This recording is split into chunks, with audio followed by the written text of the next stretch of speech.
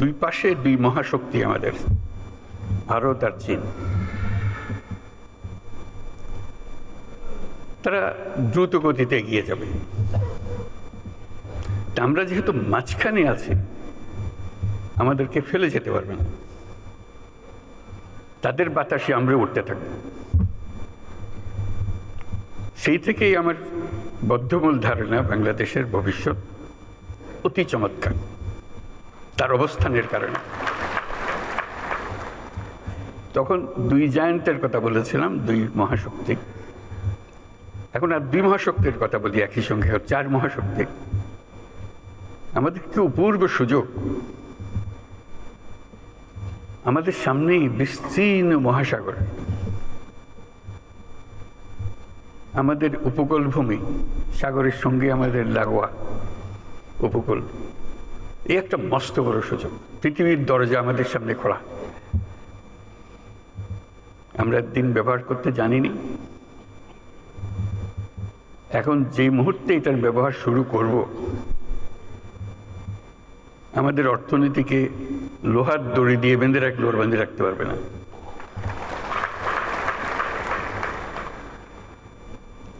এবং আমাদের উত্তরে হলো সে বিখ্যাত হিমালয় পর্বতমালা, যেখানে জমে আছে আমাদের যাবতীয় শক্তি, হাইড্রো পাওয়ার। কত শক্তি দরকার বাংলাদেশের, এখানে সব জমা আছে, হারিয়ে যাচ্ছে না, শুধু নেবার অপেক্ষায়। শুধু প্রতিবেশী দেশের সঙ্গে একটা সম্পর্ক করা, যাতে করে আমরা এই 40 মাইল বা যে দূরত্বটুকু দুই দেশের মধ্যে আছে, নেপাল আর বাংলাদেশের মধ্যে, ওটুকু অতিক্রম করা। আর কিচ্ছু না। ওরা এক পায়ে খাড়া, নেপাল বারে বারে বলছে আমাদের এটা নিয়ে যাও।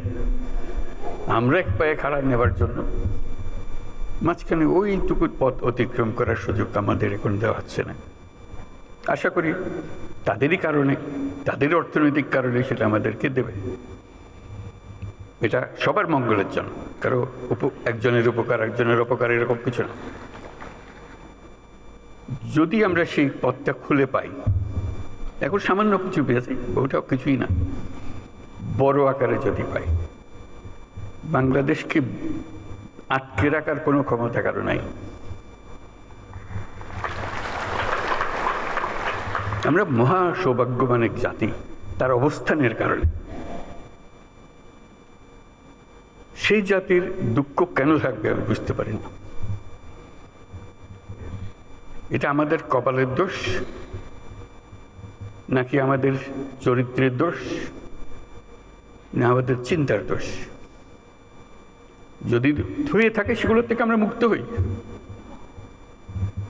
আমরা তো তড়িৎ গতিতে এগিয়ে যেতে চাই। এটা একটা মহাশক্তিধর অর্থনীতি তৈরি হবে। আজকে কুমিরা থেকে টেকনাফ পর্যন্ত যে উপকূল ভূমি, সেখানে যদি কাতারে কাতারে সব নৌবন্দর স্থাপন হয়, মাতারবাড়ির গভীর সমুদ্র বন্দর পর্যন্ত যদি আমরা দুনিয়ার সব জাহাজকে আশ্রয় দিতে পারি, তাদের কাজ করার জন্য সুযোগ সুবিধা দিতে পারি, আমাদেরকে আটকাবে কে? এবং শুধু যে সমুদ্র বন্দর আমরা ব্যবহার করব, আমাদের মালামাল যাবে, তা তো না। আমাদের একটা নিজস্ব অর্থনৈতিক অঞ্চল আছে, সেই অঞ্চলটাকে আমরা এখনো খুলতে পারিনি, কিন্তু অঞ্চল অপেক্ষা করছে আমাদের জন্য। আমাদের অঞ্চল হলো, উত্তরে হলো নেপাল আমাদের অঞ্চল। নেপালের সৌভাগ্য, তারা হিমালয় পর্বতের পাদদেশে আছে। দুর্ভাগ্য হলো সমুদ্রের দেখা তাদের হয় না। তাদের সমুদ্র দেখতে হলে আমাদের মাঝখান দিয়ে দেখতে হবে, আমাদের মাধ্যমে দেখতে হবে। সে পথ আমরা করে দিই, আমরা একসঙ্গে যৌথ অর্থনীতি গড়ে তুলি।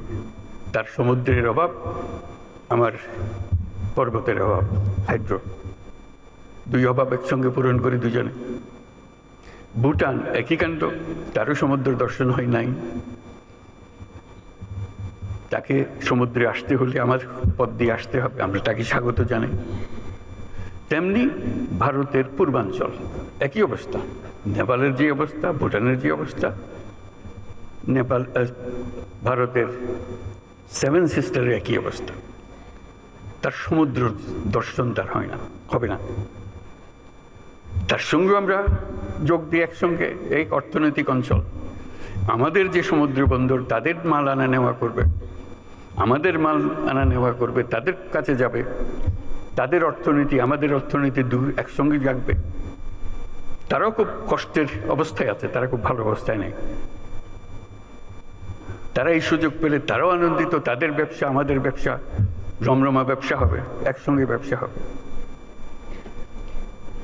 এগুলো বললাম এই জন্য আমরা ভবিষ্যৎ সম্বন্ধে অনেকে হতাশায় ভুগি। হতাশার তো কারণ নাই, এটা আনন্দের বিষয়। আমাদের যেই অবস্থান, যে সুযোগ সুবিধা, শুধু সেগুলোকে আহরণ করা, কাজে লাগানো।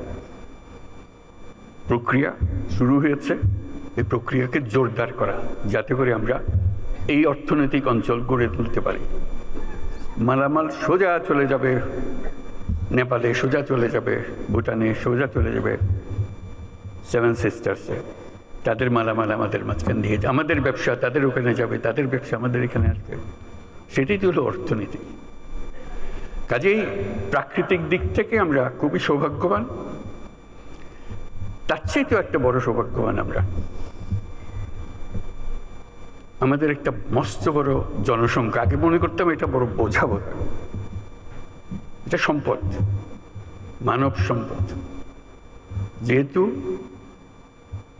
প্রযুক্তি আসার ফলে কোনো মানুষই আর কোনো বোঝা নয়, প্রতিটি মানুষই হলো এখন সম্পদ, উদ্ভাবনের সম্পদ, এন্টারপ্রেনিয়রশিপের সম্পদ, নতুন আবিষ্কারের সম্পদ। আমরা সেই সম্পদের সম্পদশালী।